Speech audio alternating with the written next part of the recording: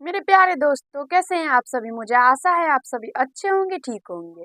आज मैं आप लोगों को बताने वाली हूँ क्वेश्चन नंबर 6, जिसमें आज हम लोग क्वेश्चन नंबर 6 के पहला नंबर से सीखेंगे। और आप सभी को अच्छे तरीके से पता है कि मैं आप लोगों को 9th मैथ कैसे से ना करवा रही हूँ, कि जिसमें हम लोग चैप्टर जो है वो 4.3 को कर रहे हैं।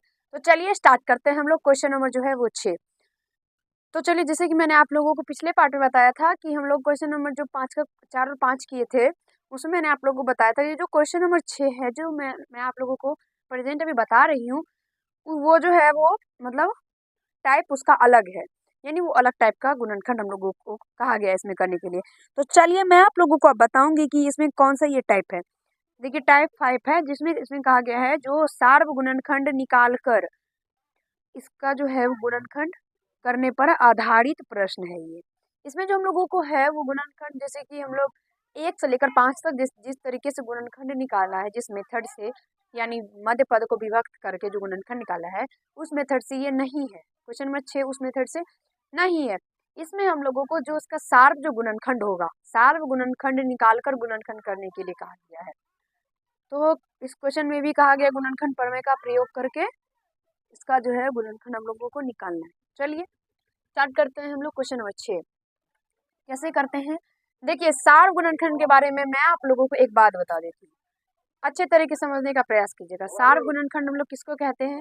सार्व यानी सभी, सार्व यानी सभी, गुणनखंड यानी गुणनखंड। तो यानी सार्व गुणनखंड मतलब होता है जो दोनों में गुणनखंड हो, जो दोनों में जो होगा उसको वही हो जाता है सार्व। तो यहाँ पे देखेंगे कि इसमें सार्व क्या है, जो दोनों में कौन सा गुणनखंड निकल के आता है। अगर देखेंगे तो यहाँ से देखिए, इसमें भी पी स्क्वायर है और इसमें भी पी स्क्वायर है, तो यहाँ से पी स्क्वायर को कॉमन ले लेंगे तो बचेगा क्या, पी स्क्वायर से पी स्क्वायर कॉमन लेने पर 1 बच जाएगा और यहाँ से जो है वो 2 क्यू बच जाएगा। सिंपल, इसका आंसर यही हो जाएगा। यही होता है सार गुणनखंड निकाल कर गुणनखंड। सार में यानी जो दोनों में है पी स्क्वायर, उसको कॉमन लेने के बाद जो बचता है, बस इतना ही इसका आंसर है। ऐसे ही बनाना है, बहुत सिंपल है ना। आप लोगों को पढ़कर ही लगता है कि ये हार्ड होता है, लेकिन बहुत ज़्यादा इजी होता है। जब एक बार आप लोग समझ जाइएगा, समझने का प्रयास कीजिएगा, तो आप लोगों को आसानी से समझ में आएगा। और जैसे ही समझ में आएगा, आप लोगों को लाइफ में कभी भी इस प्रश्न में आप लोगों को कभी भी दिक्कत नहीं होगा। देखिए, जो मैथ होता है उसको क्या होता है, जो उसको समझना हम लोगों को होता है, क्योंकि ये मैथ जो उसको हम लोग रट नहीं सकते, उसको याद हम लोग कर ही नहीं सकते, वो पॉसिबल नहीं है। तो जो और जैसे कि जो मैथ है, वो बहुत सारे ऐसे बच्चे होते हैं, बहुत से स्टूडेंट ऐसे होते हैं, जैसे कि उसको ना मैथ बहुत ज़्यादा हार्ड लगता है, बहुत हार्ड लगता है। जैसे कि मेरी कई सारी फ्रेंड है जिसको ना मैथ इतना हार्ड लगता है जिसका जवाब ही नहीं है। जैसे कि हम लोगों का हाल ही में 10th का जो है वो भी एग्ज़ाम गया है, बीता है अभी।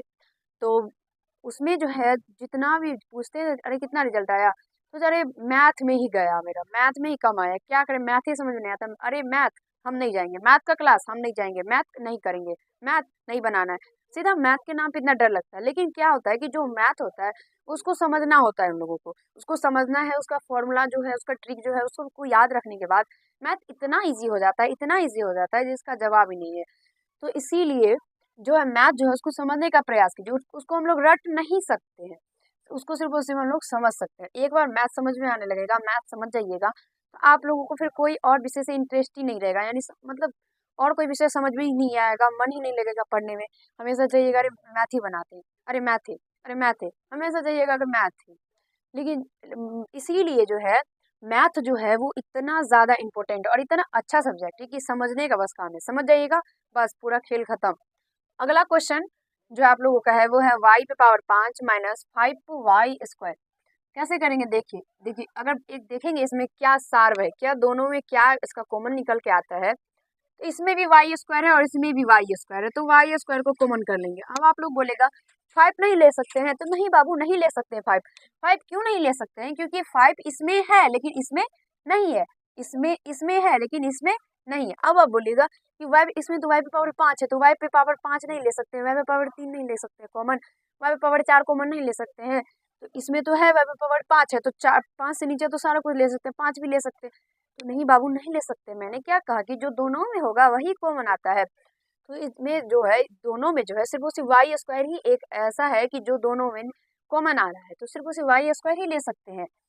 अब उसके बाद यहाँ से y² y पे पावर 5 में से y² कॉमन लेने पर y पे पावर 3 बचेगा और यहाँ पे जो है वो 5 बच जाएगा और इसका आंसर जो है इजीली इतना निकल के आ जाएगा।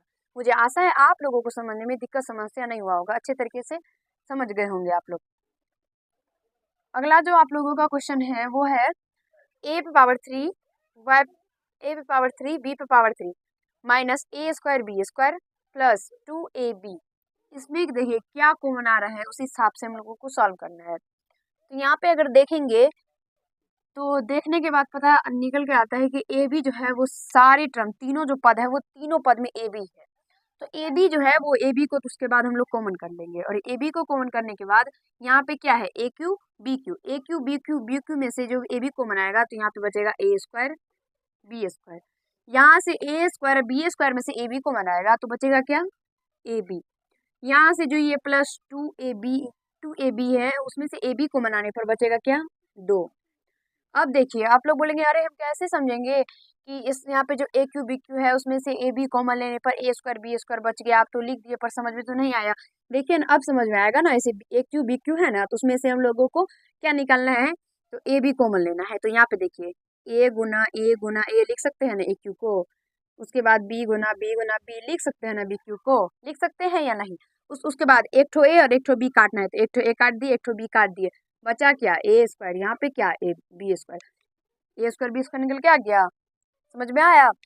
इसी तरीके से समझना है अच्छे तरीके से और मैथ को समझिए रटिए नहीं क्योंकि रट के कुछ नहीं होने वाला है। ठीक है जो रटने वाला काम करता है वो उसको जो है एग्जाम में धक्का लगता है बहुत जोर का धक्का लगता है क्योंकि वो जैसे ही वो तो समझता है कि अरे हम तो बना के आए हैं सारा लेकिन अंक जो बदल दिया रहता है तो उसकी वजह से आप जो रट के जाते हैं यहाँ से याद करके जाते हैं उसलिए वहाँ पे जो है क्या होता है तो गलत हो जाता है क्योंकि आप 2 करके याद करेंगे कोई सवाल को 2 रख के तो वहाँ पे 3 दे दिया जाएगा 5 दे दिया जाएगा उससे आपका सवाल गलत। वो सोचेगा अरे हम तो सारा बना के आए जैसे रिजल्ट आता है सीधा फेल तो बस उससे क्या होता है कि अरे ये तो बेईमानी हुआ ये तो पैसा लेके होता है। ऐसा नहीं होता है बाबू आप जो है रट के गए थे।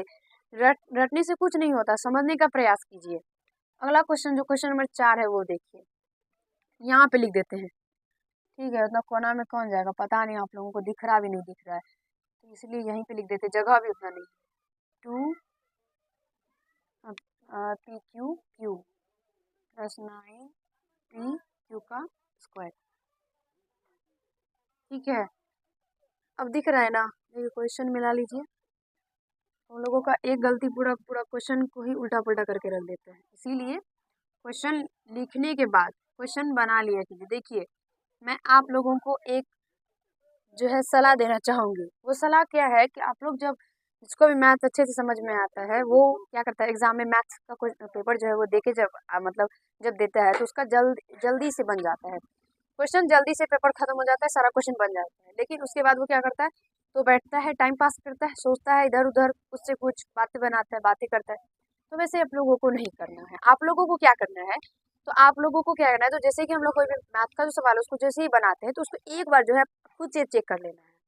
चेक कर लेना है कि कहीं हमारा मिस्टेक तो नहीं हुआ क्योंकि मैंने आप लोगों को कितना बार बताया है कि जब जैसे ही हम लोग कोई भी मैथ का क्वेश्चन बनाते हैं उसमें एक अगर बिंदा भी गलती जैसे कि 25 लिखे हैं गलती से एक बिंदा पड़ गया छोटा सा नन्हा सा एक बिंदा पड़ गया बस उसका पूरा खेल खत्म। ये 2.5 हो गया आपका सवाल पूरा ऐसे करके गलत हो जाएगा और ऐसे करके एफ लिखा जाएगा ये हो जाता है। इसीलिए मैं आप लोगों को कह रही हूँ कि जैसे कि हम लोग मैथ का कोई भी कहीं पर भी पेपर देते हैं तो पेपर देने के बाद जो टाइम बचता है उसमें टाइम पास ना करके अपना जो क्वेश्चन बनाए हैं उसमें चेक कीजिए कि कहीं आपका जोड़ घटाव गुना भाग ये सब आप गलती तो नहीं किए हैं कहीं पे कुछ मिस्टेक तो नहीं हुआ है इसलिए चेक किया कीजिए।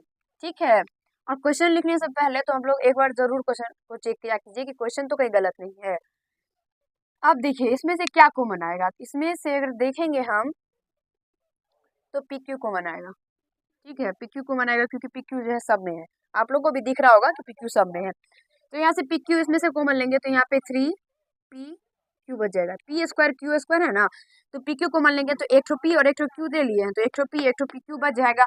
उसके बाद यहाँ से ये 2 एक ठो पी ले लिए हैं तो पी स्क्वायर बच जाएगा और क्यू जो है एक ठो था और एक ठो ले भी लिए तो अब क्यू स्क्वायर यहाँ पे नहीं है खत्म। उसके बाद प्लस जो यहाँ पे देखिए सबसे पहले तो ना आ ही जाएगा। उसके बाद एक ठो पी लिए हैं तो पी ले लिए एक ही है तो ये कट गया। वाई स्क्वायर है सॉरी क्यू स्क्वायर है तो क्यू क्यू एक ठो क्यू लिए हैं तो एक ठो क्यू बचेगा 2 ठो क्यू है तो एक ठो बच जाएगा।